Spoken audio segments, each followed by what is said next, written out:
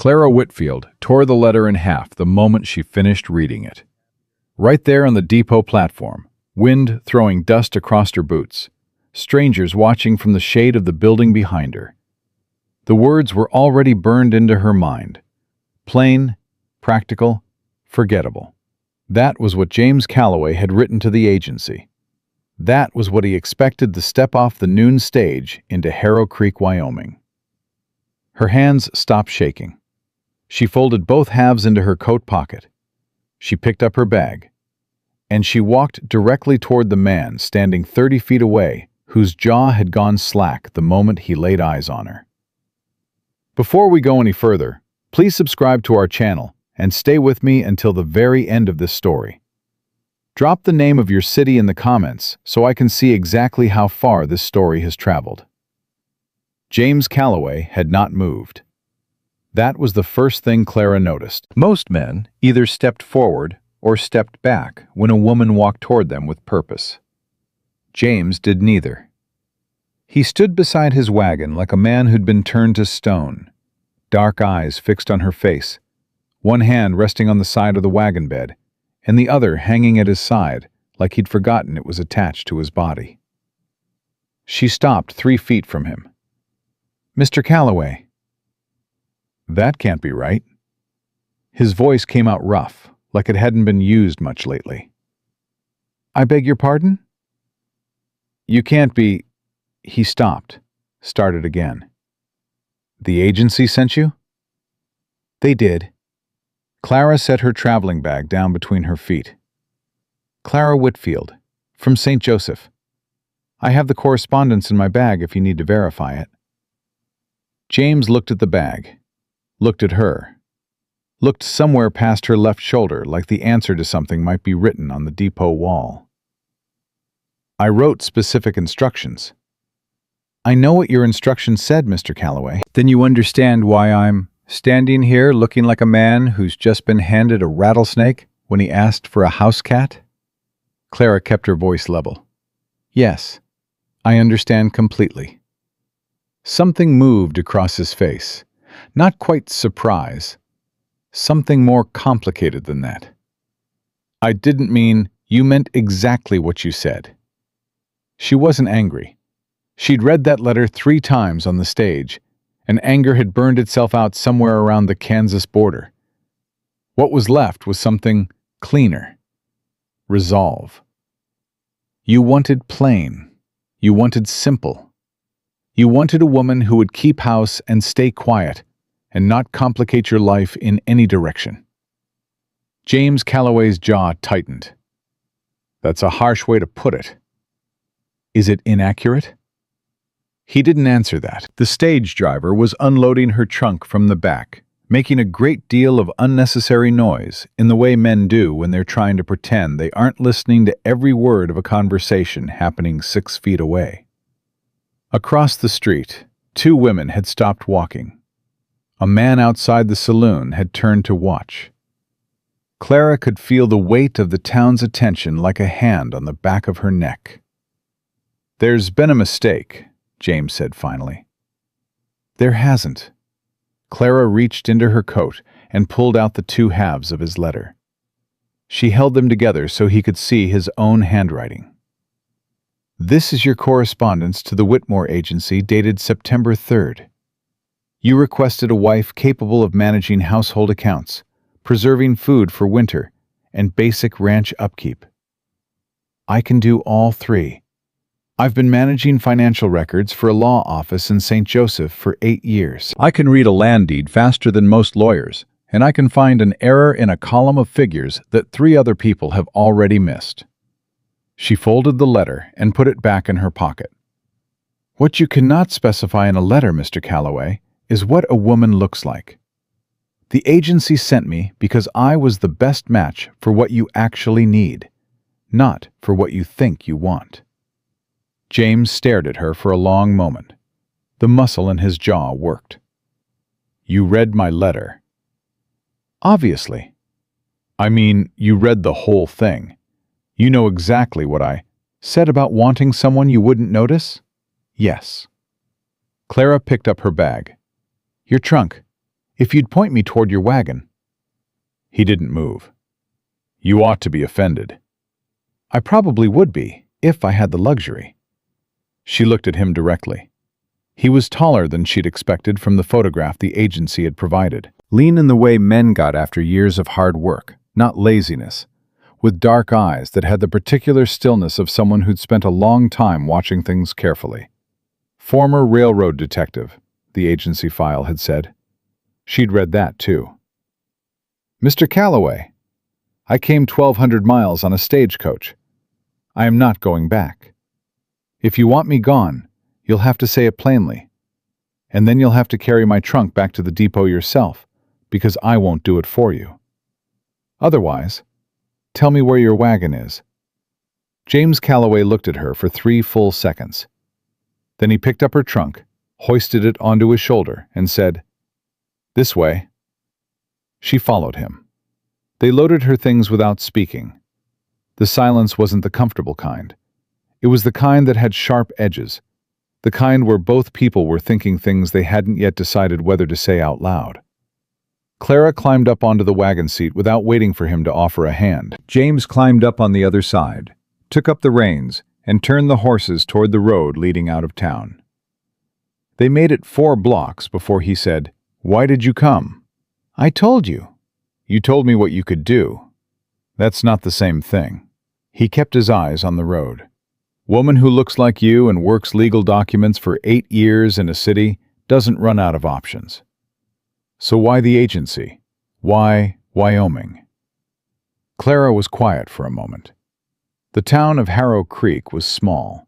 1 main street, a bank, a general store, a saloon, a church that needed painting, and a handful of houses spreading out behind like afterthoughts. Nothing like St. Joseph. Nothing like anything she'd known. "Because the man I worked for paid me half what he paid the men doing the same work. And when I told him I'd found the discrepancy in the payroll records, because I was the one keeping the payroll records, he let me go." She watched a hawk cross the sky above them. "I had enough saved for a stage ticket and 3 months of expenses. Not enough to start over in a city.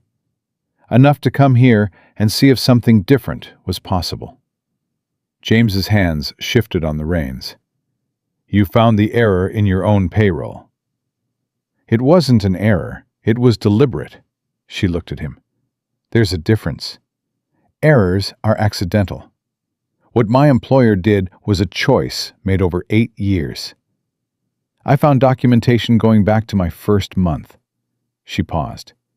"He burned it before I could take it anywhere useful. But I know what I saw."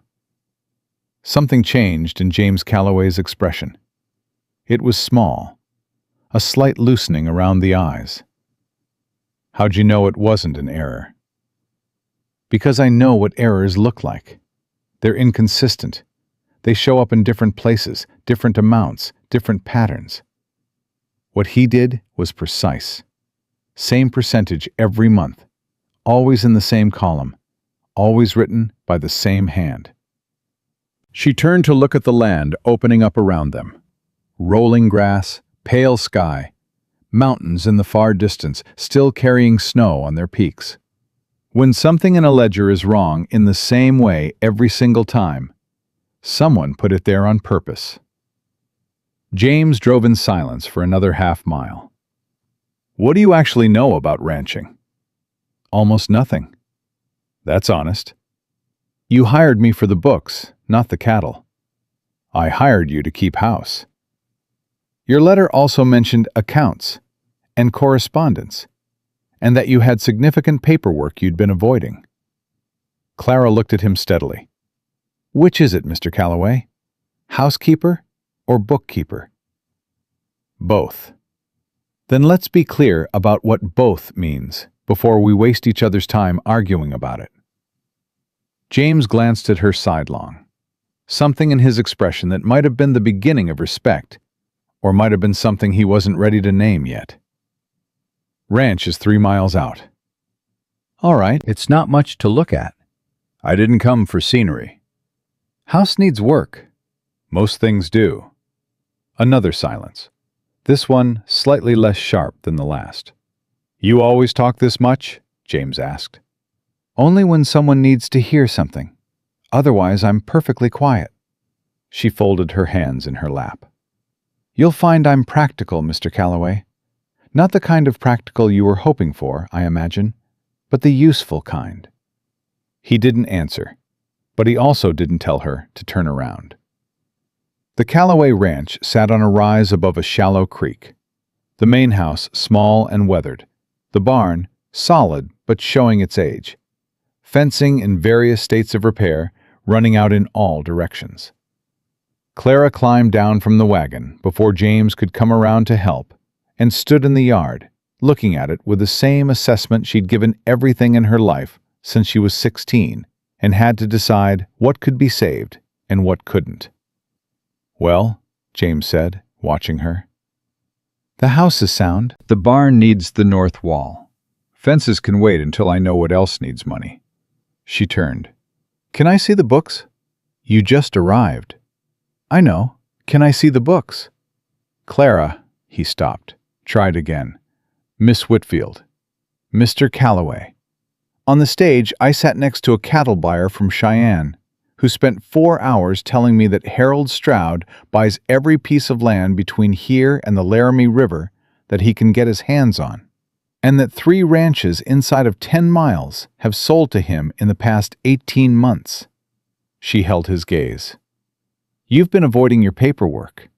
You have a neighbor who acquires land aggressively, and a ranch that, by your own admission, is barely keeping itself solvent. I'd like to see your books before something in them surprises you at a moment when you can't afford to be surprised. James went very still. How do you know about Stroud? I told you, cattle buyer on the stage. That's all? That's enough. She waited. The books, Mr. Calloway. He looked at her for a long moment. Then he turned and walked inside and held the door open. The kitchen was what she'd expected. Functional, bare, used by a man who'd given up on the idea of meals being anything other than fuel. The table was clear, except for a stack of papers at one end, loose and unorganized, some of them visibly months old. James pulled a battered ledger from the shelf and set it in front of her without comment. Clara sat down, opened it, and started reading. She was 3 pages in when she heard him put a cup of coffee beside her elbow. She didn't look up. 2 pages later, she found the first problem. She turned back 2 entries, confirmed it, and wrote a note in the margin with a pencil she'd produced from her coat pocket. You're writing in my ledger, James said. I'm noting a discrepancy. That ledger is the payment to Stroud's bank in March. The interest rate listed here is 11%. She turned the ledger toward him and pointed. Your original loan agreement. Do you have it? James opened the drawer under the table and pulled out a folded paper. Clara took it, smoothed it open, read it, and set it beside the ledger. The agreement says 8%. Someone changed the rate in the ledger. Either you wrote it wrong, or someone else wrote it. James leaned over to look. His face didn't move, but something behind his eyes did. The alertness of a man who'd spent years investigating things, snapping back into place, like a gun being cocked. I didn't write that. I know. How do you know? Because the 8 in 8% is written in the same hand as everything else in this ledger. The 11 is written slightly differently. Someone went back to that entry. She pointed to the faint trace of erasure around the figure. You've been overpaying on this loan for at least 6 months, possibly longer. She turned back to the beginning and started going through it again, more carefully. I need an hour. Go do whatever you do in the evening. I'll have a full accounting by the time you're done. James didn't move. How much? I don't know yet. Estimate. I don't estimate. I calculate. She looked up. 1 hour, Mr. Calloway. He stood there another moment. Then he took his hat off the peg by the door, put it back on, and went outside. Clara turned back to the ledger. She found 4 separate discrepancies in the first hour.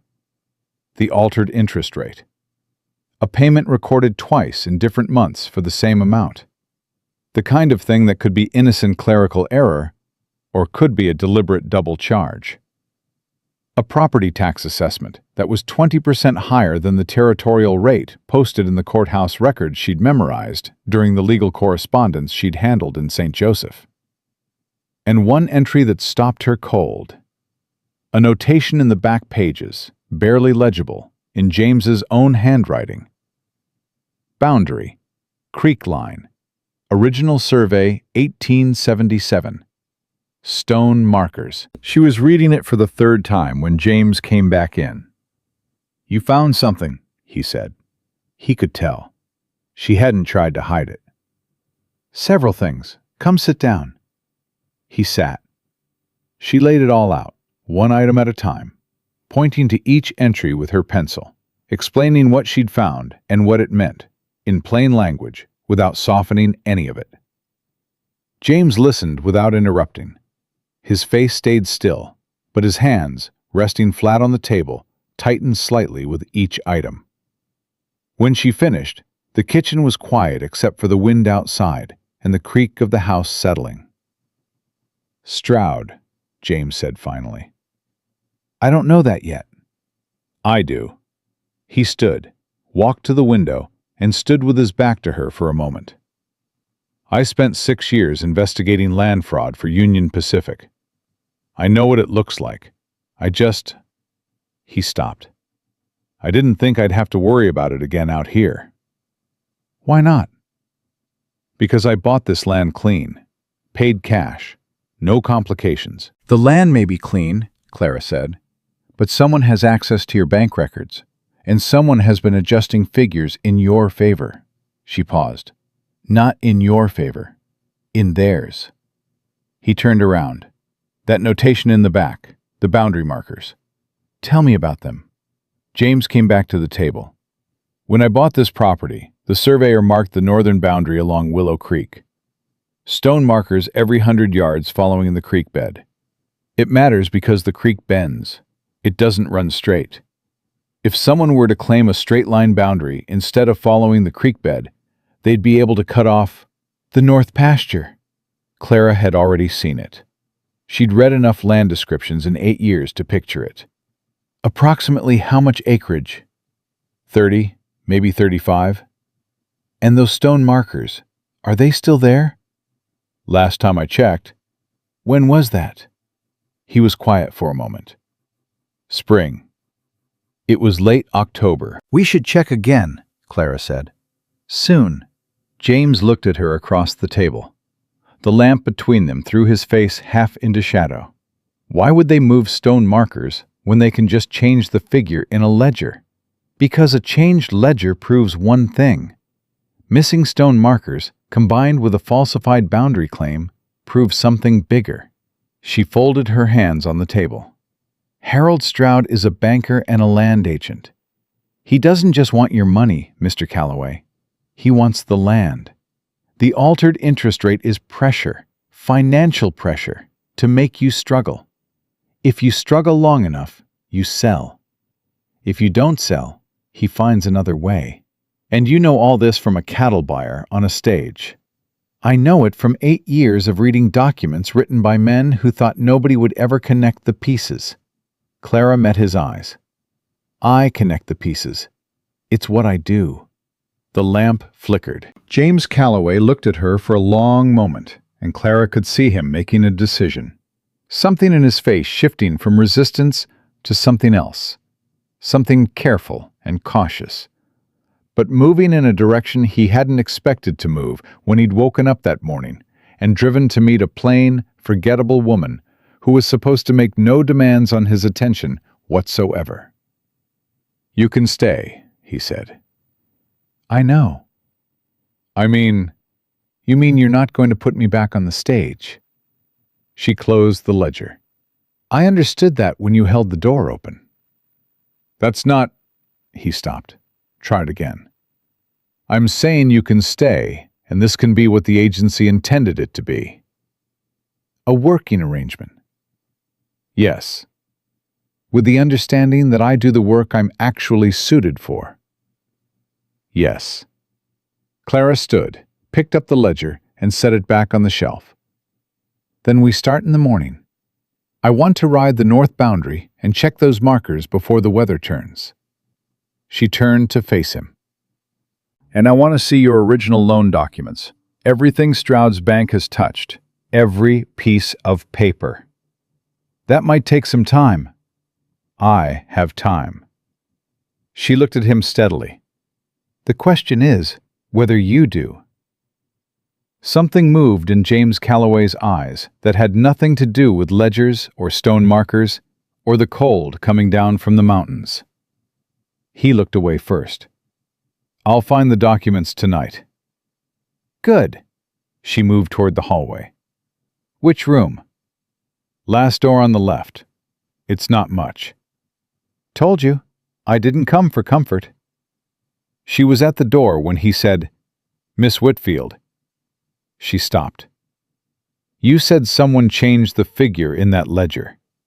If you're right about Stroud, if he has someone with access to my records, he paused. He's going to know you're here. He's going to know someone's going through the books. Clara turned to look at him over her shoulder. Good, she said. Let him know. Then she went to her room, sat on the edge of the narrow bed in the dark, pressed both hands flat on her knees, and let herself shake for exactly 2 minutes, because she was terrified and exhausted and 1,200 miles from the only life she'd known, and she had found exactly what she'd feared she'd find in that ledger, and tomorrow was going to be harder than today. 2 minutes. Then she straightened up, unpacked her bag with quiet efficiency, laid her tools on the side table, pencil, ruler, the small leather notebook she'd carried for 8 years, and went to sleep. Outside, in the kitchen, James Calloway sat at the table with a stack of documents he hadn't looked at in months and worked through them one by one, a cold cup of coffee at his elbow and the sound of the wind against the walls, and thought about a woman who'd torn his letter in half before she'd even gotten off the stage, and still walked straight toward him like she had every right to be exactly where she was. He was in trouble. He could feel it already. But for the first time in 3 years, it wasn't the kind of trouble that made him want to ride in the opposite direction. James was still at the table when the first light came through the window. He hadn't slept. The documents were spread in front of him in 4 separate groups: original loan agreements, payment receipts, land assessment notices, and a 4th pile he'd made for things he couldn't yet categorize, but that sat wrong in his gut, the way things had always sat wrong in his gut, right before they became serious problems. He heard her door open at 5:30. Clara came into the kitchen, already dressed, hair pinned back, the leather notebook in her hand. She looked at the documents on the table, looked at him, and said nothing about the fact that he'd clearly been there all night. She went to the stove, built up the fire, and put water on without asking whether he wanted coffee. Then she came to the table and stood looking at the 4 piles. You organized them, she said. Seemed useful. It is. She sat down across from him and pulled the nearest pile toward her. Did you find anything? Maybe. James pointed to a receipt near the top of the 2nd pile. Payment from August. Look at the date stamp. Clara picked it up and studied it. This was stamped 3 days after the payment was due, which means, according to Stroud's bank, I paid late, which triggers the late penalty in the loan agreement. She was already reaching for the agreement, which is 3% added to the outstanding balance. He watched her run her pencil down the column of figures. I paid on time. I wrote in myself and handed the cash to the teller. I remember it because it was the same day the Hendersons' barn caught fire and half the town was out there. So there were witnesses to where you were that day? Plenty. Clara set the receipt down and picked up the payment ledger. The date in the ledger matches the stamp on the receipt. Both wrong. Which means whoever changed this had access to both documents. She made a note. This wasn't a teller making an error, Mr. Calloway. Someone went back to this entry deliberately and changed the stamp. Can you prove that? I can show that the ink on the date stamp is slightly different from the ink on the rest of the receipt. Different age, different formulation. It'll take someone with legal authority to compel a proper examination, but yes, I can build the case. She looked up. How many times has this happened? I found 3 receipts that look the same way. Then you've been assessed late penalties at least 3 times that we know of. Each one adding to your balance. Each one making it look like you're a worse financial risk than you are. She was writing quickly. And a worse financial risk means when Stroud eventually makes an offer on this property, he can justify a lower price. You're struggling because he made you struggle. James pushed back from the table and stood. Not from agitation, from the particular restlessness of a man who thinks better on his feet. I left railroad work because I was tired of this, because I thought out here I could just work. Just do the work and not have to... He stopped. Not have to fight, Clara said. Yeah, I understand that. She didn't say it with sympathy. She said it the way she said most things, straight, without decoration. But I think you already knew something was wrong before I arrived. You've been avoiding these documents for months. You don't strike me as a man who avoids things out of laziness. He looked at her. What do I strike you as?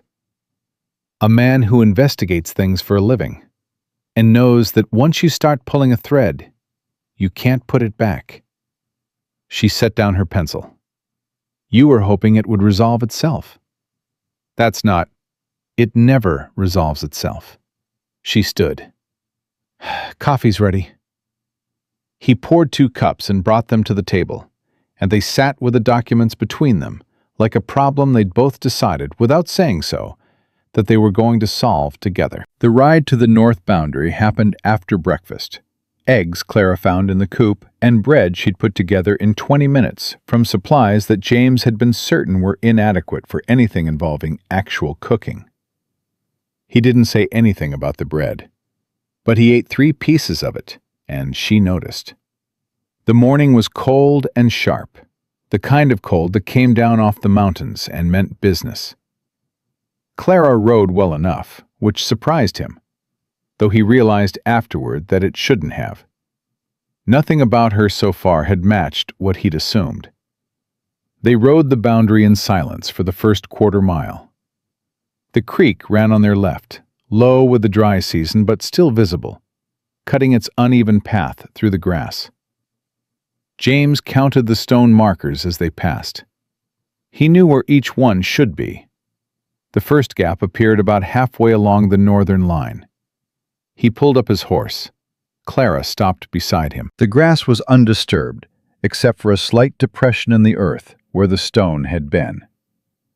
How long ago? Clara said. Can't say exactly. Weeks, maybe. Ground still soft where it was. He dismounted, crouched, examined the depression. Pulled out cleanly, not kicked over by an animal. Could it have sunk? Stones don't sink, not like this. He stood. Someone took it. How many more? They rode the rest of the line. 2 more gaps, 3 total, each in the section where the creek curved most sharply away from a straight line. Exactly the section where a falsified straight-line boundary would cut deepest into James's land. Clara had her notebook out before they'd finished turning their horses back toward the house. She was sketching the line, marking the positions of the remaining stones, noting the gaps.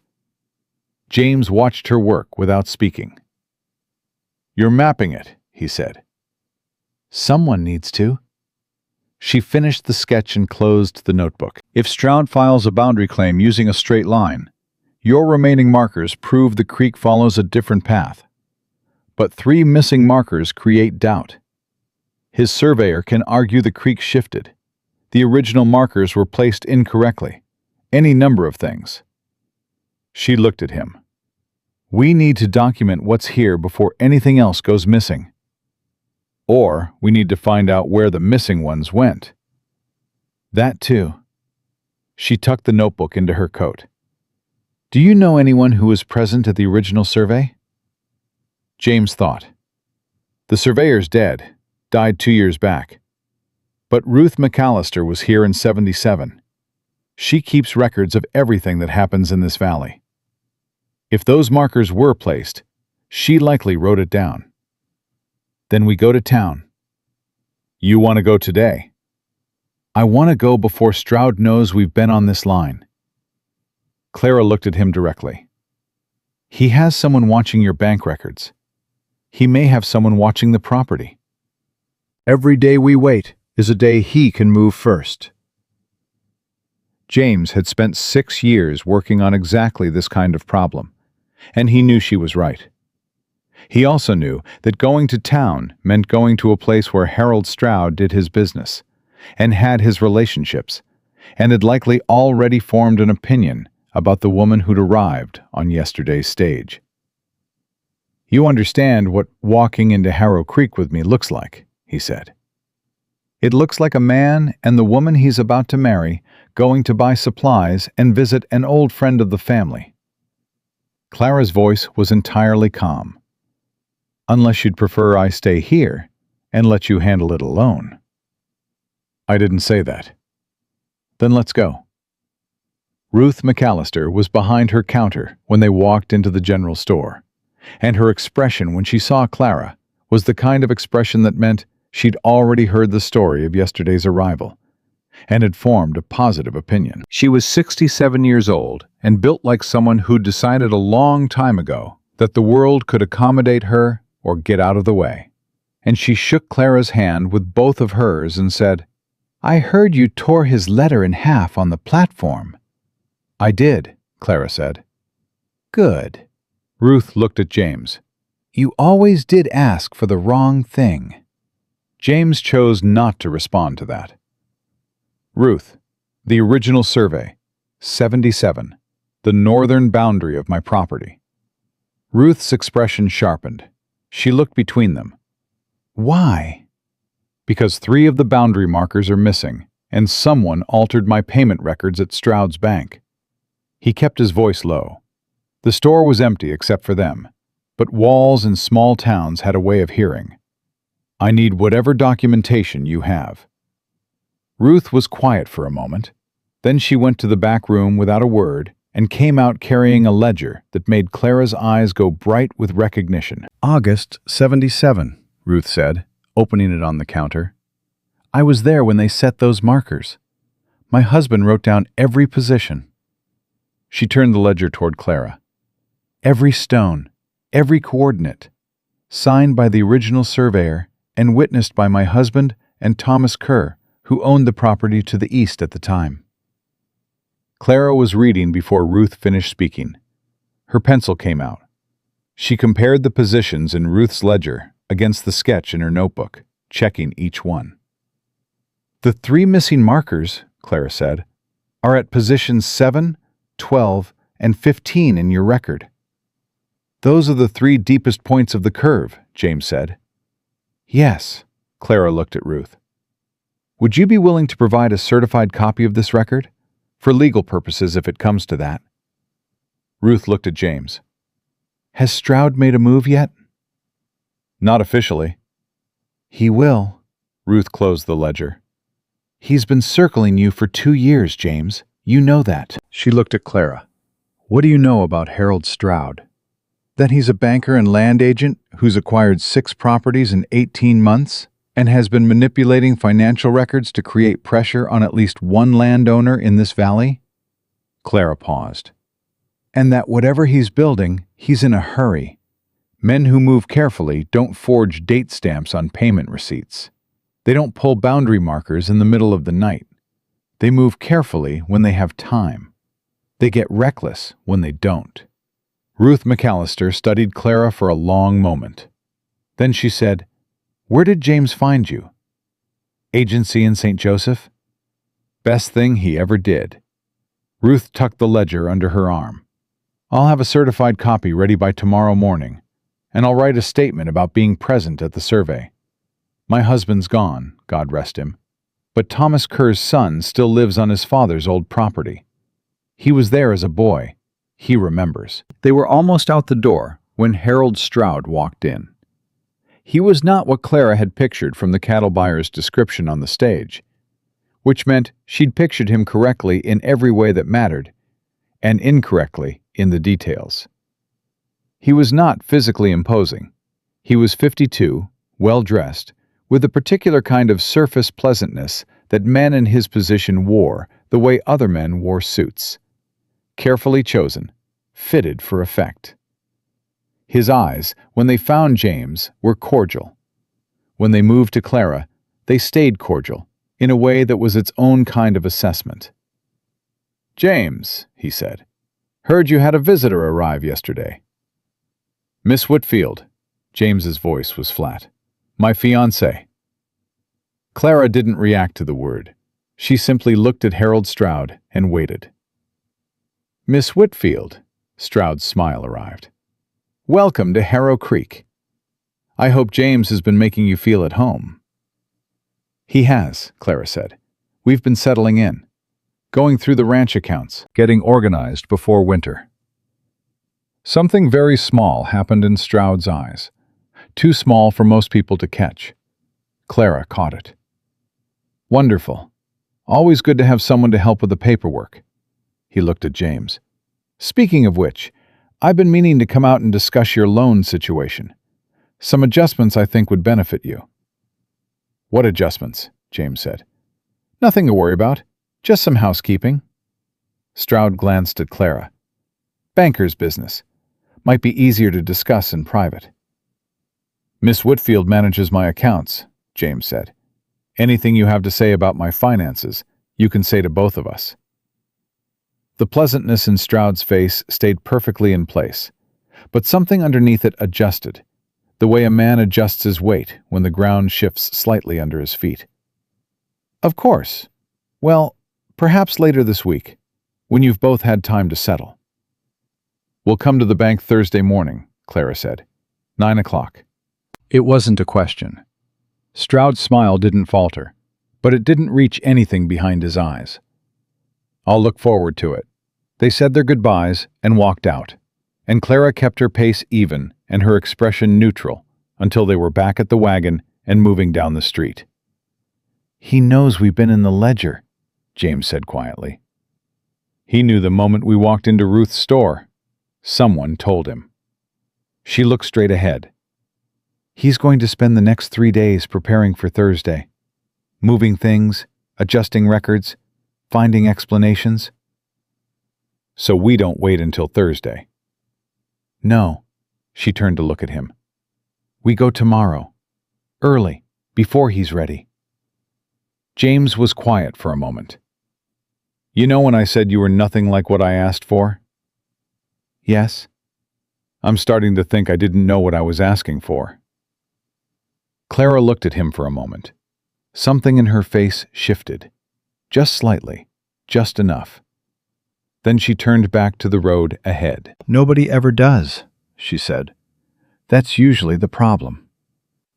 They ate dinner that night with a document spread across the kitchen table between them, talking through what they had and what they still needed, and what their best approach was for walking into Harold Stroud's bank with enough evidence to make him understand that the pressure campaign he'd been running quietly for 2 years had just encountered an obstacle he hadn't planned for. James had spent 6 years doing exactly this kind of work, but he'd done it for other people, for a company, with a team behind him and legal authority he could invoke. Doing it for himself was different. It was personal in a way that made him move slower, think less clearly, feel the edges of everything too sharply. Clara didn't have that problem. She moved through the documentation with the same efficiency she brought to everything. But James had started to notice something underneath the efficiency. A fury, quiet and controlled, that came from 8 years of watching men profit from things she'd built and maintain, while they smiled at her and told her she was very capable for a woman. She wasn't fighting just for his land. She was fighting for the principle of the thing, for the satisfaction of watching a falsified record get dismantled piece by piece in the clear light of day. He understood that. He understood it better than he wanted to. "The interest rate discrepancy," Clara said, turning the ledger toward him. "Combined with the false late penalties, Stroud's bank has overcharged you approximately $460. James stared at the figure. $460 was the difference between a hard winter and an impossible one. It was fence posts and feed and a new barn wall, and the margin between keeping the herd and selling half of it at a loss. "He's been bleeding you," Clara said. "Slowly enough that you wouldn't notice unless you were looking directly at it.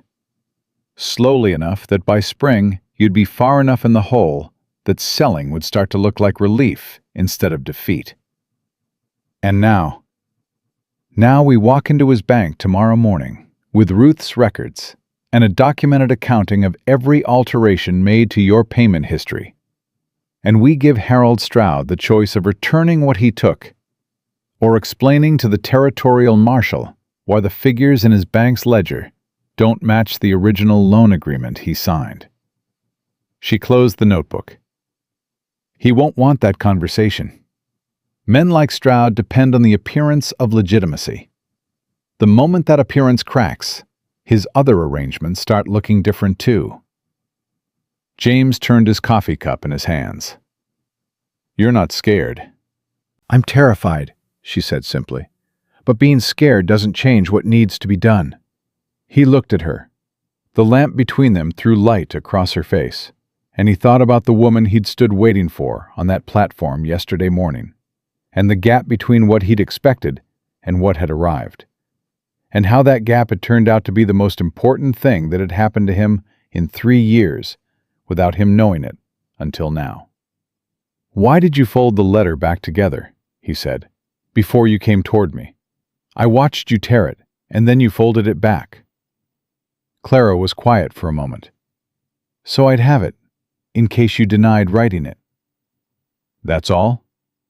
She looked at him steadily. "That's all, Mr. Calloway." But they both knew it wasn't, and neither of them said so, and the lamp burned low between them, and outside the Wyoming wind came down off the mountains and pressed against the walls of the house like it was testing whether they'd hold. They held. They left before dawn.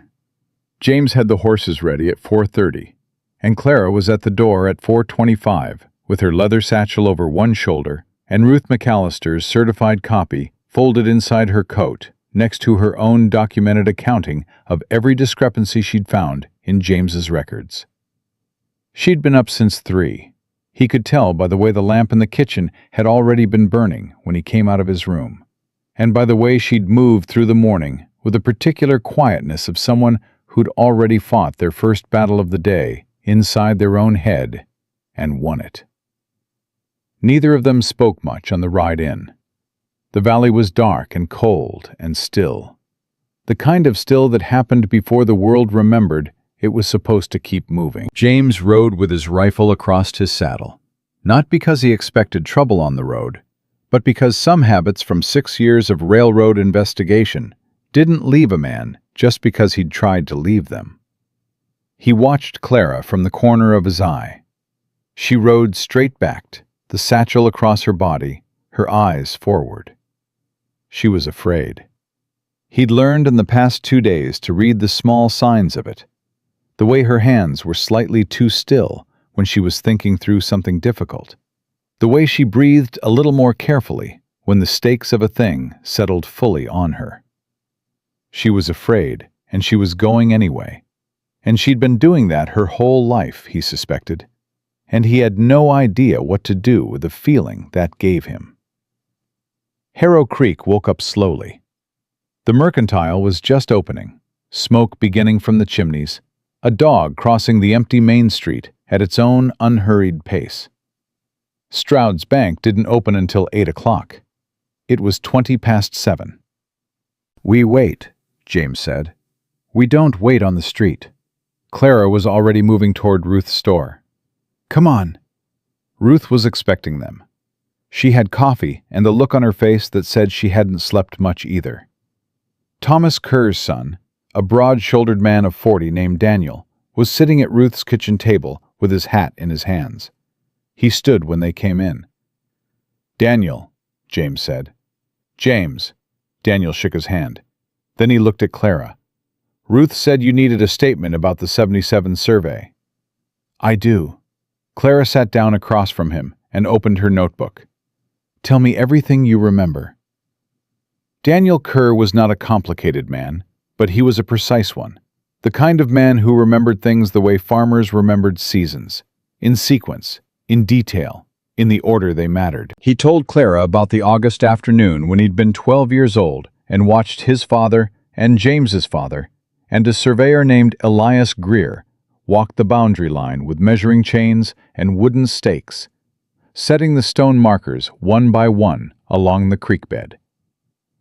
He remembered the creek being high that year from a wet summer. He remembered that the surveyor had argued with his father about one of the positions before they agreed.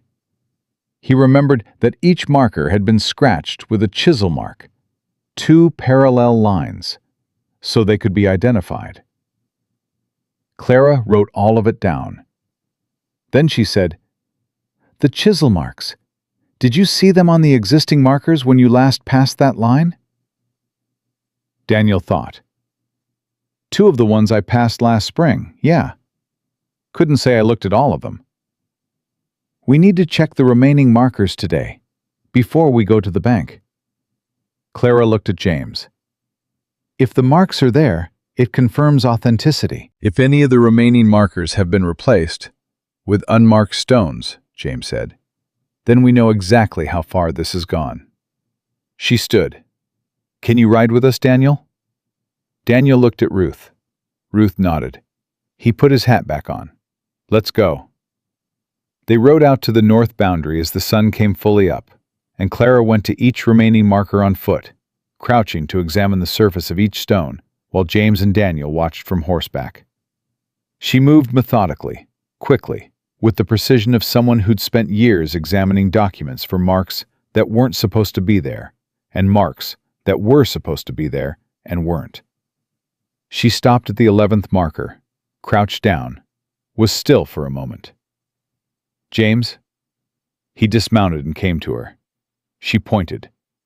The stone was the right size, the right shape, the right color. But its surface was clean, no chisel marks. "Someone replaced it," she said. "Recently." James crouched beside her. The earth around the base of the stone was slightly looser than around the others. "Within the last month, I'd say." "So not just removing them, replacing some with unmarked stones to make it look like the line is still intact." Clara stood, and James saw something move through her face. Not fear this time, but anger. The contained kind. The kind that made people more dangerous rather than less. "He's been planning this for a long time." "Long enough to be careful." "Not careful enough."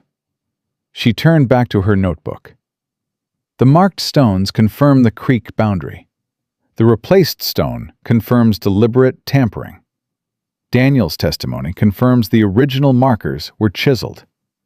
Ruth's record provides the coordinates. She looked at James. "We have enough." They rode back to town in a different kind of silence than the morning one. This silence had weight to it, the weight of something about to happen that couldn't be undone after. Stroud's bank was open when they arrived. James tied the horses outside and held the door for Clara, and she walked in the way she walked everywhere, directly, without hesitation, like she'd decided before she got there that she had every right to be in the room. Harold Stroud was at his desk in the back office, visible through the open door. He looked up when they came in. His expression did exactly what Clara had predicted it would do. It assembled itself into pleasantness so quickly that anyone not watching for it would have missed the half-second before. The half-second of calculation. "James, Miss Whitfield," he stood. "I wasn't expecting you until Thursday." "We had some time this morning," Clara said. He gestured to the chairs in front of his desk. They sat.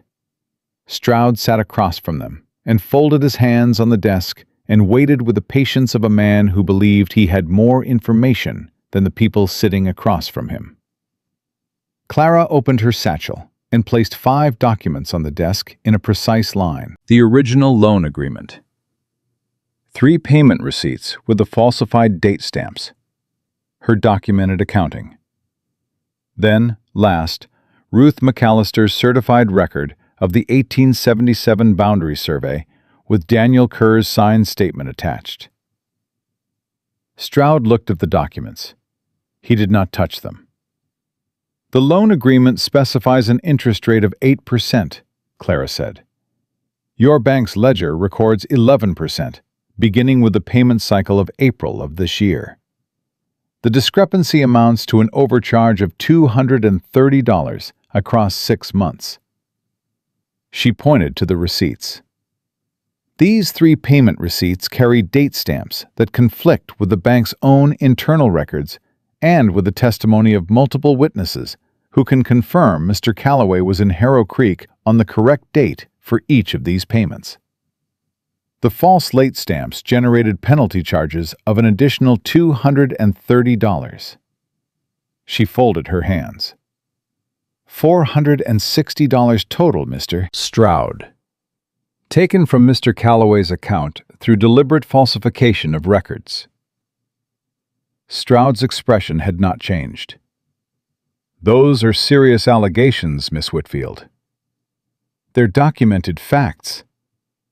Clerical errors can... These aren't clerical errors. Her voice stayed even. Clerical errors are inconsistent. These alterations follow a pattern. Same method, same column, same hand. I've been reading financial records for 8 years. I know the difference. She gestured to Ruth's document. This is a certified record of the original 1877 boundary survey of Mr. Calloway's northern property line, witnessed and signed at the time of placement, confirming that the boundary follows Willow Creek. This morning, we confirmed that 3 of the original chiseled boundary markers have been removed, and 1 has been replaced with an unmarked stone. She paused.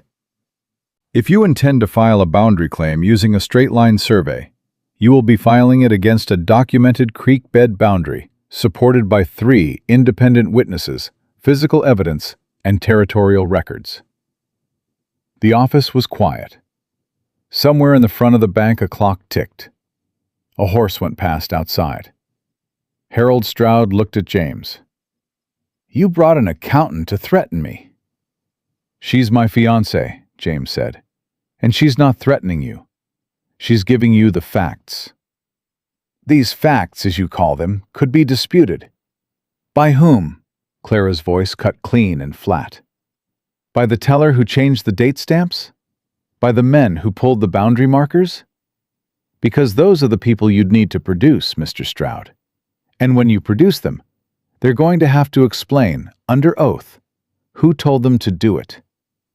She let that sit for exactly 2 seconds. "Or you can return the $460 you overcharged, void the manufactured penalties, and cease any boundary proceedings against this property. And this conversation stays in this room." Stroud looked at the documents again. This time he picked one up. He held it with the careful neutrality of a man assessing how much damage it could do. And Clara watched him do it and did not look away.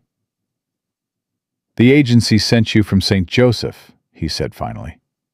"That's right." You worked legal correspondence. For 8 years. Stroud set the receipt down.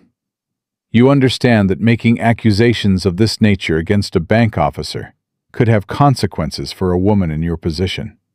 New to the territory. No established. I have Ruth McAllister's certified record, Clara said. Daniel Kerr's signed statement.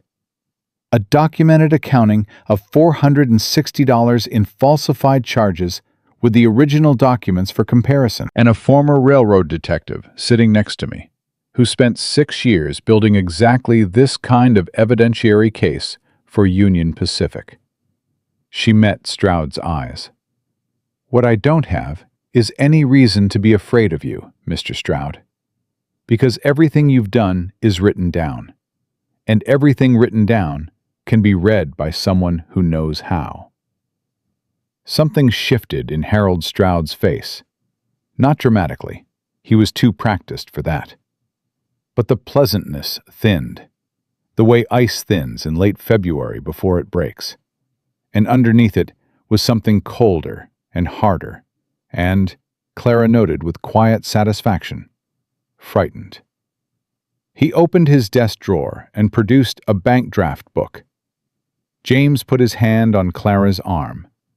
Not a restraining gesture, just contact. She felt the weight of it and kept her eyes on Stroud. The banker wrote the draft in silence, tore it free, and placed it on top of the documents. $460. Clara picked it up, examined it, folded it, and placed it in her satchel. The boundary proceedings, she said. There are no proceedings to cease, Stroud said. His voice had gone flat. I haven't filed anything. Then there's nothing to file, Clara stood. We'll expect the adjustment to reflect in Mr. Calloway's account balance by end of business today. Stroud didn't answer that. He was looking at James with the expression of a man recalculating something. You should keep better track of your affairs, James. I've started, James said. He stood, put on his hat, and followed Clara out. They didn't speak until they were back on their horses and moving down the main street. And even then it was James who spoke first. And what he said was not what Clara expected. Are you all right? She looked at him. Yes. Why? Because that was... He paused. You went in there with 4 documents and a pencil, and you took apart everything he built in 20 minutes. 14 minutes, Clara said. I counted. She exhaled. It came out slightly unsteady, and she let it be unsteady, because they were past the bank now, and Stroud couldn't see her, and James already knew she was afraid. He'll retaliate. I know. That was too easy. Men like Stroud don't pay $460 and go back to their business. He paid because he needed us out of his office before we started asking questions he wasn't ready for. She looked at James. There's something else. Something bigger than the boundary markers and the interest rate. The hurry, James said. Yes. Whatever he needs this land for, the deadline is real. He paid us today because fighting us now costs him more time than money. She looked straight ahead. Which means we have a window, a short one. To find out what the deadline is. To find out what he owes and to whom. She looked at him. You still have contacts from your railroad days? Some. Union Pacific would have records of any land contracts in this corridor. Any agreements to sell right-of-way or grazing access or... She stopped. Does the railroad come through here? James was quiet for a moment. When he spoke, his voice had the particular flatness of a man who just understood something he should have understood sooner. The northern route. They've been surveying a northern route through the territory for 3 years. My land sits right across it. Your land and the Carson property, and 2 of the other ranches Stroud's bought. Clara turned to look at him fully. He's assembling a corridor. He has a contract with the railroad, and he needs every piece of land in the line before the survey is finalized. That's the deadline. When's the survey? I don't know yet, but your railroad contacts might. James pulled up his horse in front of the telegraph office. He went inside, and Clara waited. And she sat with her hand on the satchel and thought about her father, about the way a forged document had taken everything he'd built, and how he died knowing the man who'd done it had never been held to account. She thought about 8 years of watching numbers move in columns and learning to see the hands that moved them. She thought about the cattle buyer on the stage who'd mentioned Stroud's name like a warning, and whether that had been accident or something else. James came back out. Sent a wire to a man I know in Cheyenne, Railroad Procurement Office. He owes me. He remounted. We'll have an answer by tomorrow. They rode out of town with the bank draft in Clara's satchel and $460 of justice that didn't yet feel like enough. And Ruth McAllister watched them go from her doorway and allowed herself a small, grim smile, and went back inside to make a note in her ledger. That evening, James found Clara at the kitchen table with her notebook open to a fresh page, writing in her precise hand, and the entries she was making were not accounting figures. They were names. Every property sale Stroud had made in the valley in the past 2 years, reconstructed from memory and from things Ruth had said and things Daniel Kerr had mentioned, assembled into a map of what Stroud was building. James sat down across from her. He didn't ask what she was doing. He watched her write for a while, the scratch of the pencil and the pop of the fire, the only sounds in the room. "The night I arrived," Clara said, without looking up, "you told me I could stay, and this could be what the agency intended, a working arrangement."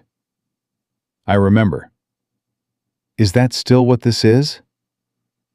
He was quiet. She stopped writing and looked up and met his eyes, and there was nothing guarded in the way she did it. None of the careful neutrality she brought to everything else. Just a straight question from a woman who'd spent 8 years in a city full of men who'd looked at her and seen everything except what she actually was, and who had ridden 1,200 miles on the chance that somewhere in Wyoming there was a man capable of seeing differently. "No," James said. "It isn't." Clara held his gaze. "Then what is it?" "I don't know yet." He said it the way he said most things, flat and honest, without softening. "But it's something I haven't felt in 3 years, and it scares me. And I'm telling you that because you told me yesterday that nobody knows what they're actually asking for." "I said that about the agency." "I know what you said it about." Something changed in Clara's face. Not much, but enough. She looked back down at her notebook. "I scared him today," she said. "Stroud. Not because of the documents, because he didn't know I existed until I walked through his door. And by the time he understood what I was, it was too late to prepare." "That's going to make him dangerous." "I know." She turned to a new page. "So we move faster than he does." She looked at James again, and this time, when she looked at him, she let him see all of it. The fear and the fury and the exhaustion, and something else underneath all of it. Something that had been growing quietly since a man had held a door open for her when he could have let it close. "Together," she said. James Calloway reached across the table and put his hand over hers on the notebook, and left it there. "Together," he said. Outside, the Wyoming wind pressed against the walls of the house, and inside, 2 people sat with a map of their enemy's ambitions between them, and the knowledge that tomorrow the telegraph would bring an answer that would change everything. And neither of them moved to pull away. The telegraph response came the next morning at 7:42. James was at the depot when the operator finished writing it out, and he read it standing at the counter without moving for a full 30 seconds. Then he folded it into his coat pocket, walked back to where Clara was waiting with the horses outside, and said, "Get on. We need to talk at the house." She read his face and didn't ask questions. They rode back in the kind of silence that had nothing to do with comfort and everything to do with the speed at which a man processes information that confirms his worst assessment of a situation. Inside, he put the telegram on the table in front of her. It was from his contact in the Union Pacific Procurement Office in Cheyenne. 4 lines. The northern survey route had been finalized in September, 2 months ago. A land corridor contract had been signed with a private acquisition agent for the Wyoming Territory section. The agent's name was not listed in the wire, but the contract required delivery of clear title to all parcels in the corridor by the 1st of December. The compensation to the acquisition agent upon delivery was listed as $60,000. December 1st was 31 days away. Clara read it twice, set it down, picked up her pencil, and did not write anything with it, just held it. $60,000, she said, against which he owes 40, minimum, based on what Ruth told us about his investment losses. James sat down. He clears $20,000 if he delivers. He loses everything if he doesn't. How many parcels does he still need? The wire doesn't say, but from the map we built last night. James pulled Clara's notebook toward him and looked at the list of names. He has 4 of the 6 properties in the corridor. Mine and 1 other are the gaps. Who's the other? Frank Alderman, East Side. Smaller spread, older man, been here since '64. James's jaw tightened. Frank's been sick. Stroud's probably been working him separately. We need to talk to Frank Alderman today. I know. Clara stood and walked to the window and stood with her back to him, and James watched her think the way he'd been watching her for 3 days now. The slight movement of her fingers against the pencil, the stillness that meant her mind was moving fast behind it. He paid us yesterday, she said. $460. That's not the action of a man who's backing down. That's the action of a man buying time. What's he doing with the time? She turned around. Finding another way to get the land. She met his eyes. He can't falsify records anymore. We have copies of everything, and he knows it. He can't pull the boundary claim. We have Ruth's survey documentation. So he goes around all of it. She came back to the table. He files a legitimate foreclosure if he can manufacture enough of a payment default. Not falsified this time, but real. A legal proceeding that takes months to fight. Months you don't have because winter is coming, and you're already stretched. He forces a sale under duress. At his price, with his timeline. She sat down. He needs to move in the next 2 weeks, before you can stabilize your finances for winter, before you have time to contest anything through proper channels. James was quiet for a moment. What stops him? Proof that the corridor contract exists, and that he's the acquisition agent. Clara tapped the telegram. This wire names Union Pacific and a contract, but not him by name. We need his name on that contract. If we can document that Stroud has a personal financial interest in acquiring your land, that he's not acting as a neutral banker, but as a party to the transaction, every legal action he takes against you is compromised. A judge would see it as conflict of interest at minimum, fraud at maximum. How do we get his name on the contract? Union Pacific keeps copies of all acquisition agreements at their regional office in Cheyenne. Your contact sent you this wire. Can he pull the actual contract document? Maybe, if I ask the right way. Ask the right way.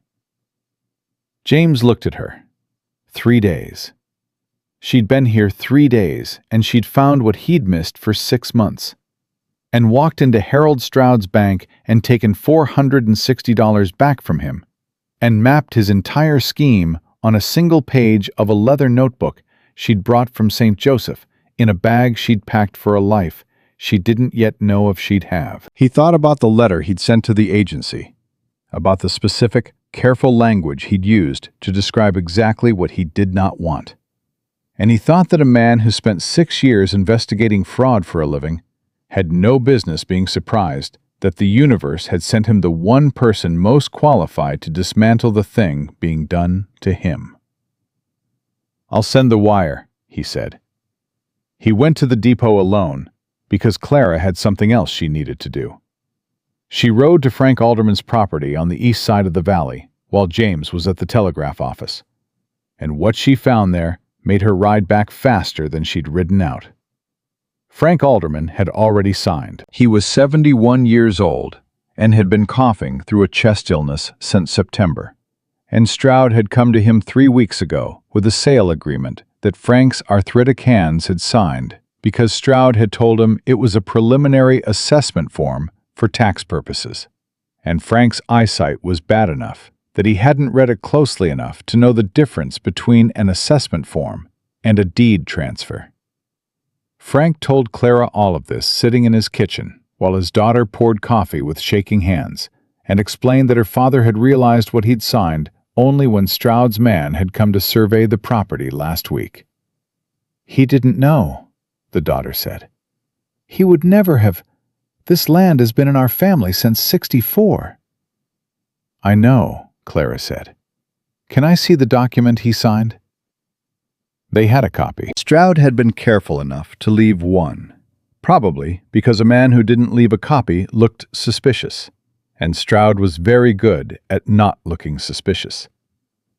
Clara read it at Frank's kitchen table with the same precision she brought to everything, and she found what she was looking for on the second page. The consideration listed for the transfer of Frank Alderman's property was $400. His property was worth 8 times that at minimum. "This is not a valid sale," Clara said carefully, keeping her voice level for Frank's sake. "A contract signed under misrepresentation, where one party was told it was one type of document when it was another, is voidable. That means your father has grounds to have this set aside." The daughter looked up. "You can do that?" "Not alone. You'd need a lawyer, but I can document what happened here, and I can tell you that you're not the only one Stroud has done this to, and that there are other people in this valley who are going to be standing up to him very soon." Clara looked at Frank. "I need your daughter's account of what Stroud told you when he presented this document, in writing, signed and dated." Frank Alderman looked at her with the tired eyes of a man who'd been carrying something heavy for 3 weeks, and was only now being told he might be allowed to put it down. "Who are you again?" "Clara Whitfield. I'm James Calloway's fiancée." "James sent you." "James doesn't know I'm here yet." She met his eyes. "But he will." She had the signed statement in her satchel and was back on the road to the Calloway Ranch within the hour. James was already back from the depot when she arrived, and he came out of the barn when he heard her horse and read her face before she dismounted. "What happened?" She told him all of it, straight through, while she tied her horse and walked with him into the kitchen.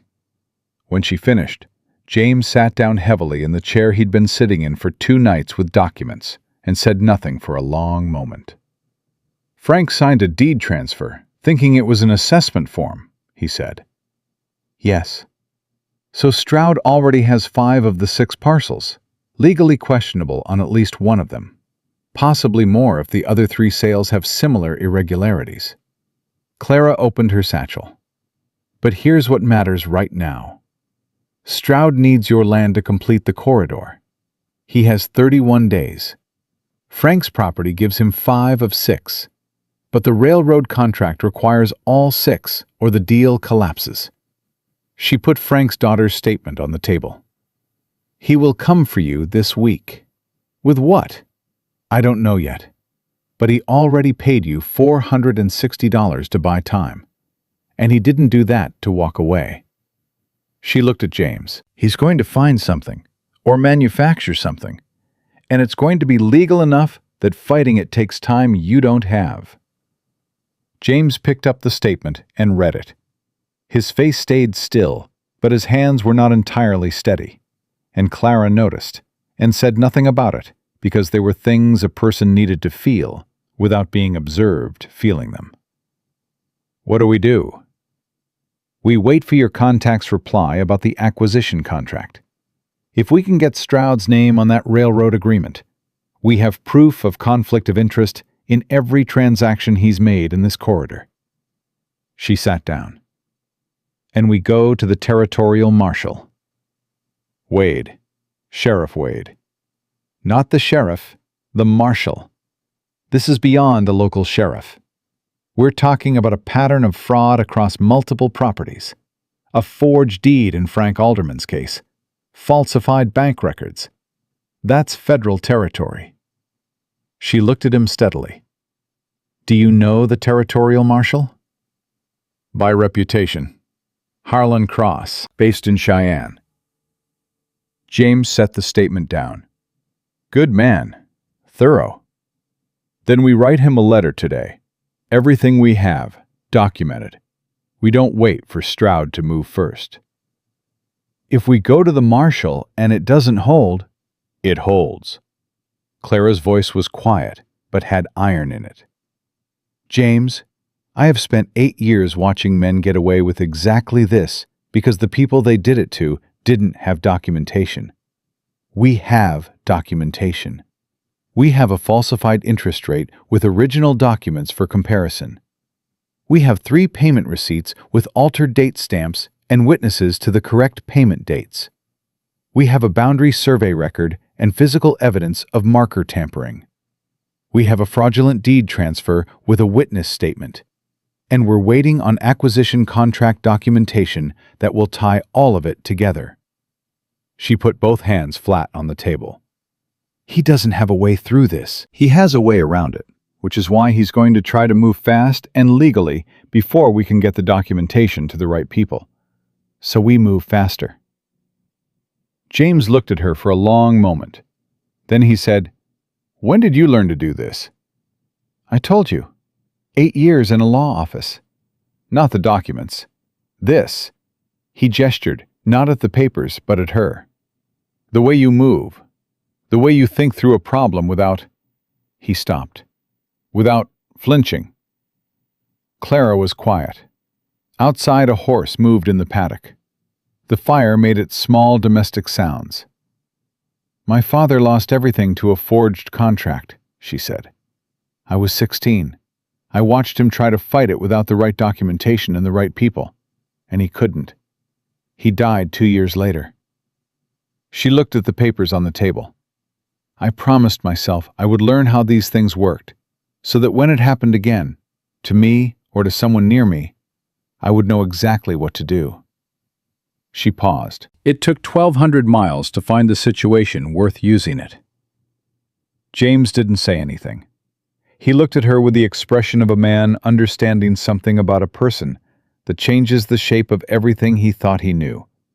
And Clara let him look, because she was tired of being strategic and careful about what she showed and what she didn't. She'd been doing that for 8 years, and she was tired. Write the letter to Marshal Cross, she said. I'll help you draft it. They worked on it for 2 hours. James wrote with the precision of a man who'd filed investigation reports for 6 years. And Clara read every paragraph and tightened what needed tightening, and added the specific legal language that made the difference between a complaint and a case. By 4 p.m, they had 4 pages of documented allegations, with every piece of supporting evidence listed and cross-referenced, ready to go out on the evening stage. They were sealing the envelope when hoofbeats came into the yard. James was at the window before Clara had looked up. 2 riders. She came to stand beside him and looked out, and one of the riders she recognized as the man who worked the front desk at Stroud's bank, and the other she didn't recognize, but who had the particular quality of stillness in the saddle that meant either law or trouble. Stay here, James said. No, she was already reaching for her coat. He looked at her. Clara, you go out there alone, and whatever they say, you're alone. You go out with me, and you have a witness. She held his gaze. I'm not staying inside." He put on his hat and held the door. The man she didn't recognize spoke first. He had papers in his hand. "James Calloway." "That's right. I'm Silas Pruitt. I represent Harold Stroud in matters of property and finance." He held out the papers. "Mr. Stroud is initiating foreclosure proceedings on this property. Mr. Calloway, you are in default on your loan agreement to the amount of—" "He is not in default," Clara said. Pruitt looked at her. "Ma'am, this is a legal proceeding, which requires accurate figures." She stepped forward and took the papers from his hand before he'd fully extended them. He blinked. She opened them and read, standing in the yard with the cold coming down and both men on horseback watching her. She read the first page and then the second, and when she looked up, her expression was absolutely level. "These proceedings cite an outstanding balance, including the penalty charges that were repaid to Mr. Calloway in full yesterday morning, by bank draft from Harold Stroud himself." She turned the papers so the bank teller could see his employer's signature on the document. This man was present when the draft was written. He witnessed the transaction. She looked at Pruitt. "These proceedings are based on a debt that no longer exists as of yesterday morning. Filing them is either an error or deliberate misrepresentation to a court. Which is it?" Pruitt looked at the teller. The teller looked at the papers. Something moved through the teller's face that was not comfortable. "I wasn't informed of any settlement," Pruitt said carefully. "Then you weren't fully briefed by your client." Clara handed the papers back to him. "I'd suggest you return to Mr. Stroud and ask him to explain the bank draft he wrote yesterday morning before you file anything. Because if you file a foreclosure based on a debt that was settled the day before the filing, the first thing a judge is going to ask is whether Harold Stroud knew about that settlement when he instructed you to proceed." She met Pruitt's eyes. "And the answer to that question opens a conversation neither of you wants to have in front of a judge." Pruitt held the papers, looked at them, looked at Clara, looked at the teller, who was now studying his horse's ears with great concentration. "I'll need to consult with my client," Pruitt said. "Of course." Clara's voice was entirely cordial. "We'll be here." The two men rode out. James watched them go. He didn't move for a moment after they'd cleared the gate, and when he finally turned to look at Clara, she was folding her coat against the cold with steady hands and an expression that was somewhere between furious and exhausted. "He moved faster than we thought," James said. "He's desperate." She looked up. "Pruitt didn't know about the settlement, which means Stroud sent him out here without telling him we'd already resolved the debt. He wanted to see if we'd fold before we had time to respond." Her jaw tightened. "He was testing us." "And now he knows we're not going to fold." "Yes." She looked toward the gate where the riders had gone. "Which means the next thing he tries won't be a test." James put his hand on her shoulder. She went still under the contact, not pulling away, just still, the way she went still when something surprised her by being exactly what she needed. He felt it and left his hand where it was. "The letter goes out tonight," he said. "Tonight," she agreed. "And tomorrow we ride to Frank Alderman's together. Whatever Stroud told his other sellers, I want to know. If there are more Franks, more people who sign things they didn't understand, that's part of the case." Clara turned to look at him, and he was close enough that she had to look up slightly, and neither of them moved to increase the distance. "You know what happens if this works," she said. "If Marshal Cross comes, and Stroud's contract is voided, and the corridor falls apart, Stroud loses everything. Men who lose everything don't always go quietly." "I know." "I need you to understand what you're choosing." "Clara, His voice was quiet. "I spent 6 years investigating men like Stroud for a company that turned out to be doing the same thing to other people. I left because I thought I could find a piece of land and just be left alone." His hand was still on her shoulder. "I was wrong about that. You can't buy peace from men who want what you have. You can only hold what's yours." He met her eyes. "I'm done trying to be left alone." She looked at him for a long moment, and what moved through her face was complex and real, and not anything she tried to manage or contain. And James Calloway watched it happen, and felt something in his chest that he hadn't felt in 3 years, and this time did not try to name it something smaller than it was. "Then get the letter," she said. "I'll get the horses."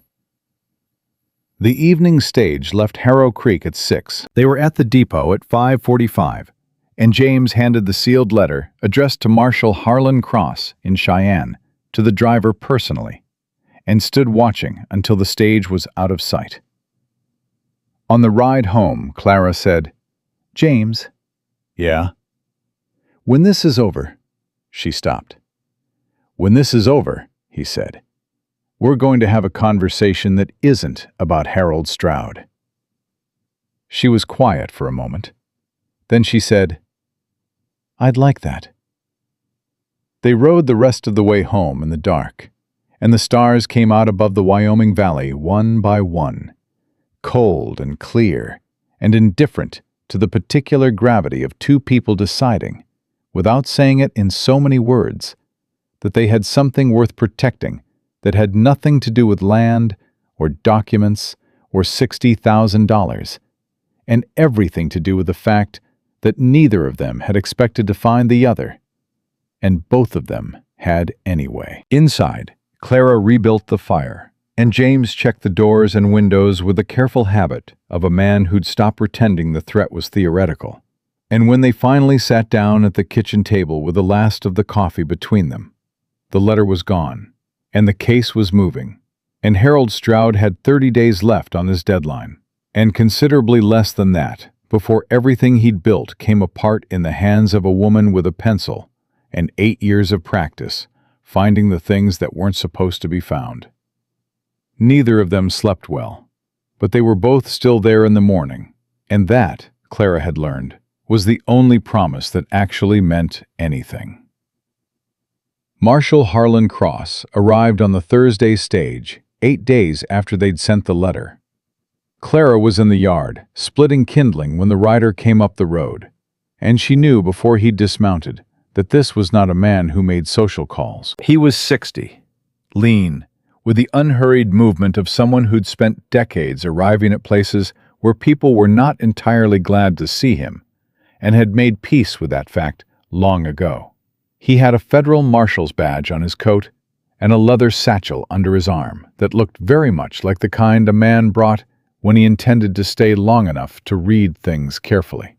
He looked at Clara, looked at the axe in her hand. "Miss Whitfield." "Marshal Cross." She set the axe down. "Come inside. James is in the barn. I'll get him." She didn't go get James. She went to the door of the barn and said, "Cross is here," and James came out with his hat already in his hand, which meant he'd been watching the road from the barn window, the same way she'd been watching it from the yard. And they'd both been doing that for 8 days without saying so to each other. They sat at the kitchen table, all three of them, and Cross read every document Clara had assembled without speaking. He read the way experienced men read, not quickly, not slowly, but with a particular attention that meant every line registered and was being filed somewhere useful. He asked 2 questions during the entire reading. The first was about the date discrepancy on the payment receipts. The second was about Daniel Kerr's statement regarding the chiseled boundary markers. When he finished, he closed the last document and folded his hands on top of the stack. "I've been watching Harold Stroud for 14 months, he said. James went very still. Clara kept her face neutral. He came to my attention when a rancher outside Laramie filed a complaint about falsified loan documents 18 months ago. By the time I had enough to move on, Stroud had bought the man's property through a forced sale, and the complainant had left the territory. Cross looked at the documents. I knew he was operating a corridor scheme. I didn't have his name on the railroad contract. He looked at Clara. Your contact in Cheyenne came through this morning. Wire was waiting for me at the depot. He reached into his satchel and produced a folded document. Acquisition contract, Union Pacific Northern Survey Route, Wyoming Territory Section. Agent of record, Harold Stroud, doing business as Western Territory Land Associates. He placed it on the table. Signed September 14th. $60,000 upon delivery of clear title to all 6 parcels in the corridor by December 1st. Clara looked at James. James looked at the contract. Neither of them spoke for a moment. Frank Alderman's deed transfer, Clara said finally. It's fraudulent. Stroud misrepresented the document at the time of signing. I spoke with Frank Alderman this morning before I rode out here. His daughter gave a full statement. Cross nodded. That deed is void. Stroud knows it, which is why he's been moving so fast. He looked between them. I'm placing Harold Stroud under arrest this afternoon. I'd like you both present at the bank when I do. Miss Whitfield, your documentation is going to be central to the federal case. I'll bring everything, Clara said. Cross looked at her with the particular assessment of a man who'd been doing his job long enough to recognize when someone else was very good at theirs. You found all of this in 8 days? I found the first piece in an hour, she said. The rest followed.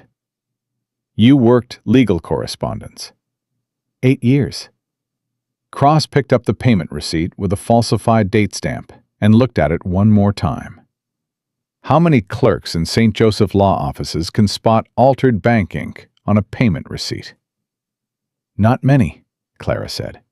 I had a good reason to learn. He put the receipt down. I imagine you did. He stood, picked up his satchel, and put on his hat. 2 o'clock, Stroud's bank.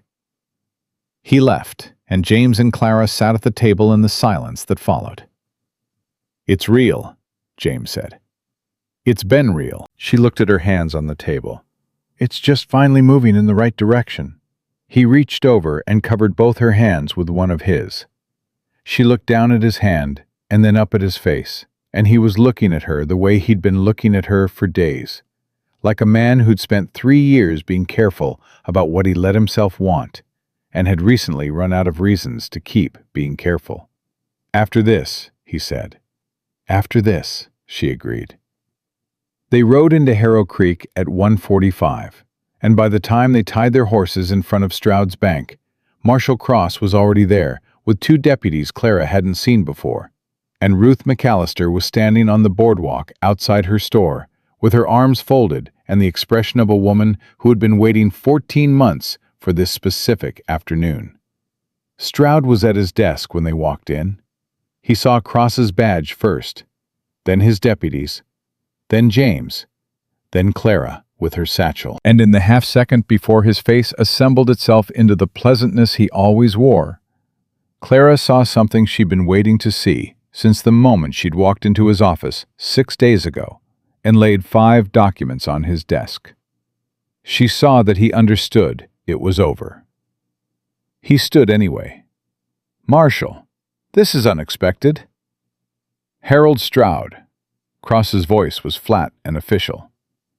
I'm placing you under arrest for fraud, falsification of financial records, misrepresentation in a property transaction, and conspiracy to defraud multiple landowners in connection with an undisclosed financial interest in the Union Pacific Northern Corridor acquisition. He produced the warrant. You can read this here or at the jail. Your choice. Stroud looked at the warrant. He did not take it. He looked at James. You went to the federal marshal.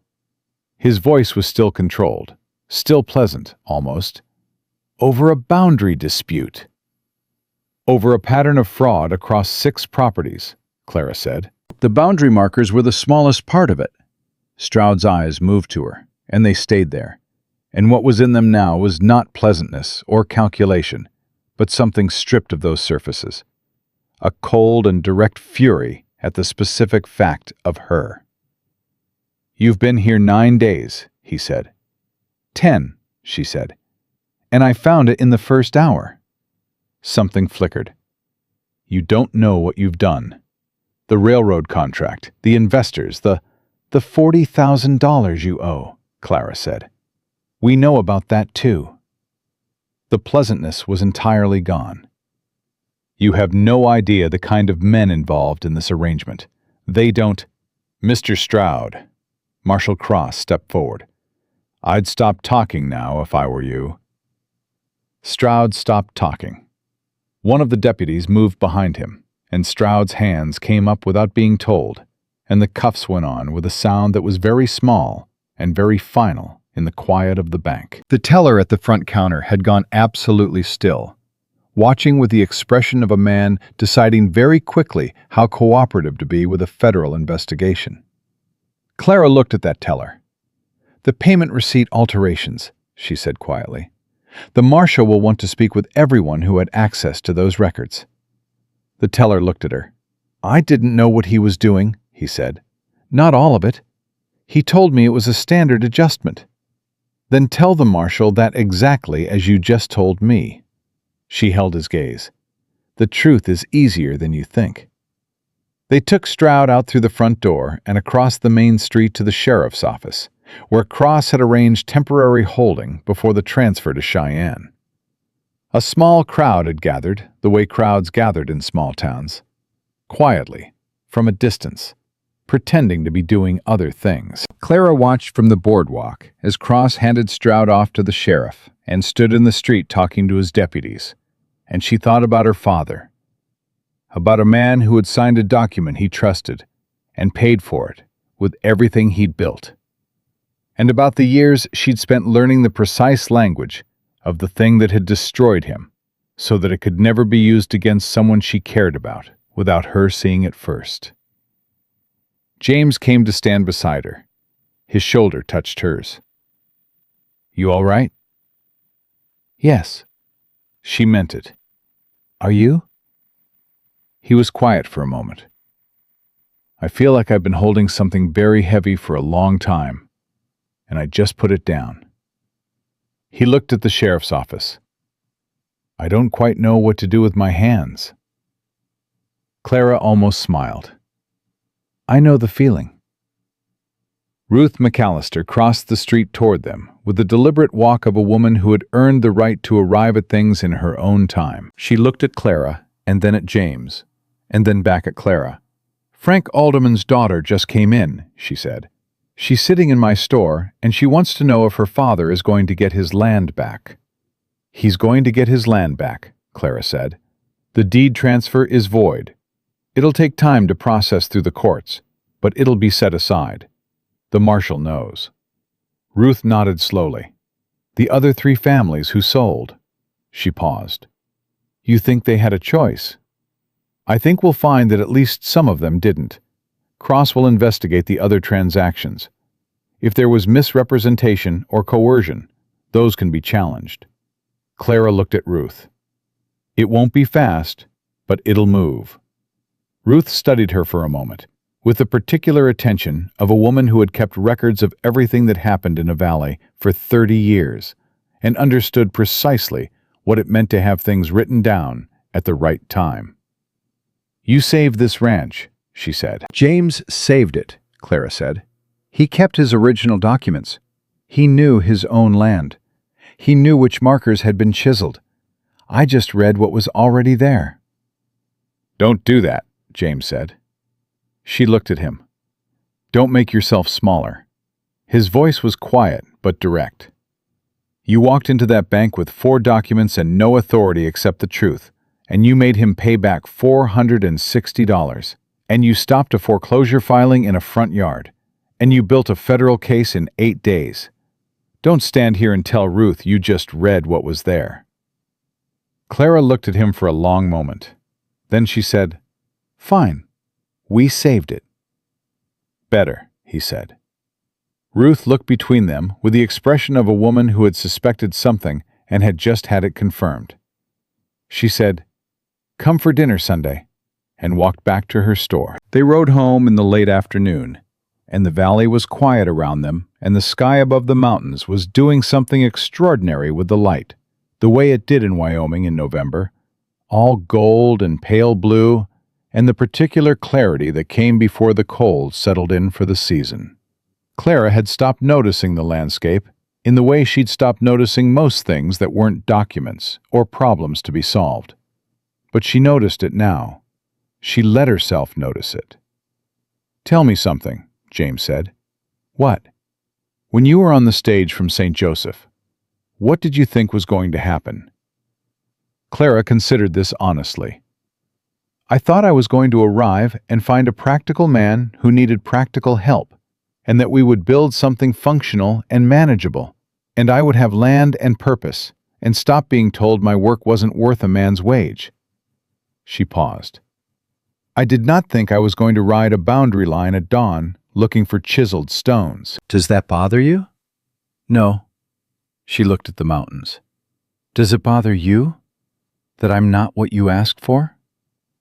"I'm going to spend the rest of my life being grateful for that," he said, "if you'll let me." She looked at him. He was watching the road ahead with the same quality of stillness he brought to most things. But there was something different in it now. Not the closed stillness of a man who'd been alone for 3 years and intended to stay that way, but the open stillness of a man waiting for something he'd decided he wanted to hear. "James." "Yeah?" "Ask me properly." He pulled his horse up and looked at her. She stopped beside him. The valley spread out below them in the fading light, the ranch visible in the distance, with smoke coming from the chimney she'd built up before they left that morning. And it looked like something she could have drawn from imagination, except that it was real, and it was hers, if she said yes. "Clara Whitfield," James said. "I wrote a letter to an agency asking for a woman I could ignore, and you showed up and read my ledger in the first hour, and walked into Harold Stroud's bank like you owned the floor you stood on.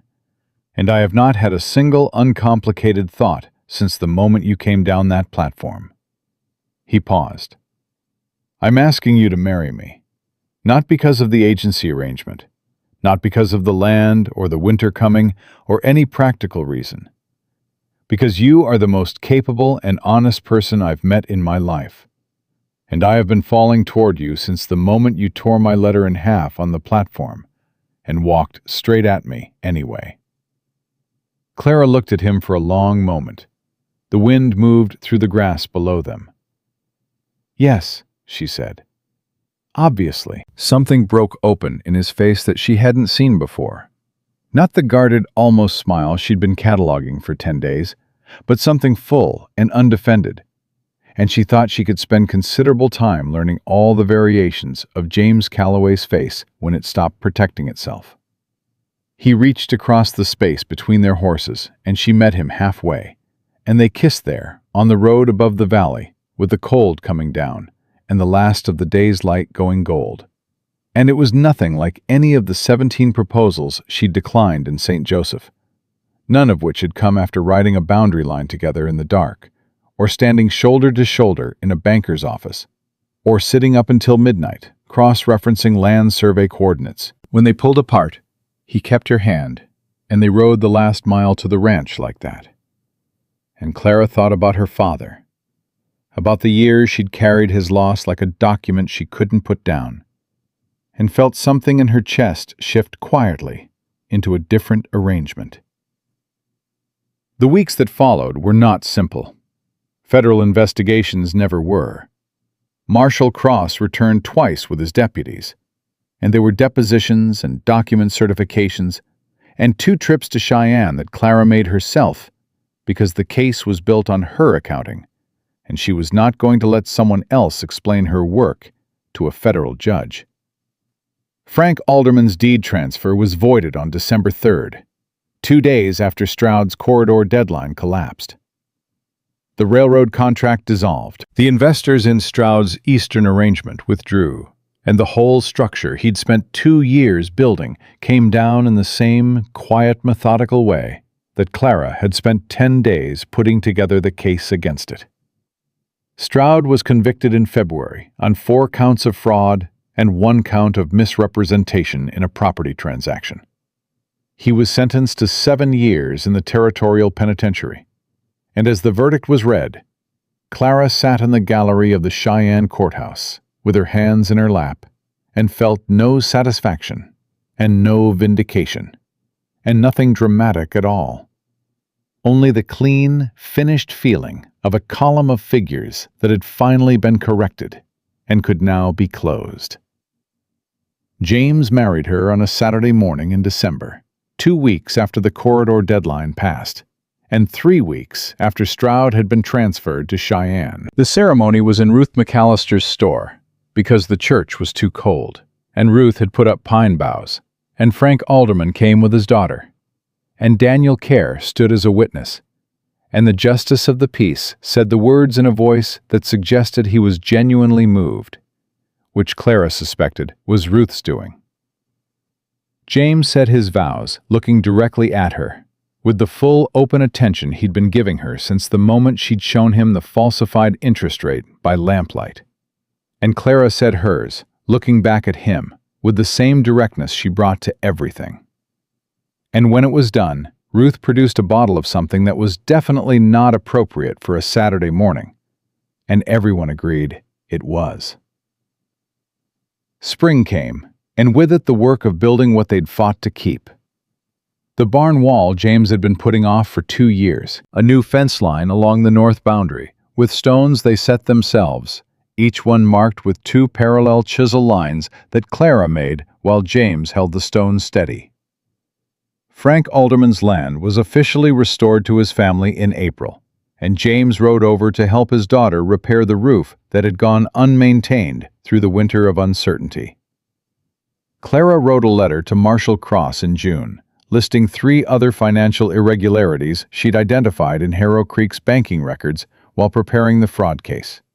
And Cross wrote back, saying 2 of the 3 had already been flagged by his investigation, and the 3rd was new and useful, and that she was wasted in Wyoming and should consider a position with the federal marshal's office, to which she did not reply because she was standing in her own doorway, looking at her own land, and did not feel wasted at all. On a September evening, a year and 2 weeks after she'd torn a letter in half on a depot platform, Clara stood on the porch of the Callaway Ranch and watched James come up from the barn, and thought about the woman who'd packed a leather notebook and a ruler and a set of accounting pencils into a traveling bag in St. Joseph and gotten on a stage into uncertainty. He came up the porch steps and stood beside her, and they looked out over the valley together, the way they had looked over it countless times now. This land that had been threatened and defended and almost lost and kept, and that was theirs in the full legal and moral sense of that word. "You're thinking," he said. "Always." "What about?" She looked at him, at the face she'd learned completely that was still capable of surprising her. "About a man who wrote a letter, asking for a woman he could ignore." She took his hand. "And what would have happened to him if he'd gotten what he asked for?" James's thumb moved across her hand. "He would have lost everything by spring. The land, the accounts, all of it. Stroud would have had what he wanted before the first snow." "Yes." "And instead," he looked out over the valley, "instead he has this." "Instead he has this," Clara said. The evening light came down across the valley, gold and long, and the mountains held their snow at the peaks, and below them the Callaway land ran green and solid to its boundaries. Every stone marker in place, every line documented, every figure in the ledger accurate and clean and honestly kept. James Callaway had asked for a woman he could ignore, and Clara Whitfield had arrived with ink-stained fingers and 8 years of hard knowledge, and the kind of courage that doesn't announce itself, but simply moves forward. And between them, they had saved something worth saving, and built something worth having. And the land beneath them was proof of what becomes possible when a man stops asking for what he thinks he wants, and a woman refuses to be anything less than everything she is. That was the truth of it, written plainly, and it would hold.